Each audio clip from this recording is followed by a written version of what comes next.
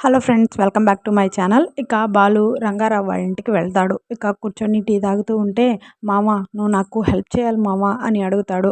మీ నాన్న బాధపడకుండా ఉండే హెల్ప్ ఏదైనా సరే నీకోసం నేను చేస్తాను చెప్పరా అని చెప్పేసి రంగారావు అంటూ ఉంటే, ఇక బాలు జేబులోంచి డబ్బులు తీసి రంగారావు చేతిలో పెడతాడు. ఏంట్రా ఇది అని చెప్పేసి అంటూ ఉంటే, నాన్న జాబ్ చేయాలి అంతే కదా, స్కూల్లో చేయాలని ఏం లేదు కదా అని చెప్పేసి అంటూ ఉంటే, లేదు ఏ జాబ్ అయినా చేస్తాడంట అని రంగారావు అంటాడు. అయితే కమ్యూనిటీ పార్క్లో కొంతమంది పిల్లల్ని పోగేసి నీతి కథలు చెప్తే వాళ్ళ తల్లిదండ్రులు డబ్బులు ఇస్తారని చెప్పి నాన్నకి చెప్పు, ప్రతి నెల డబ్బులు నేను నీకు తెచ్చిస్తాను అని చెప్పేసి అంటూ ఉంటే, ఇప్పటికిప్పుడు పిల్లల్ని ఎక్కడ మాట్లాడాలరా అని చెప్పేసి అంటూ ఉంటే, అందుకే కదా మామ నిన్ను సహాయం చేయమంది. నాన్న ఎప్పుడు ఒకరి కింద పని చేయడం నాకు ఇష్టం లేదు. అందరి దృష్టిలో వాళ్ళ నాన్న వాళ్ళకి హీరో కదా, నా దృష్టిలో కూడా మా నాన్న నాకు హీరో.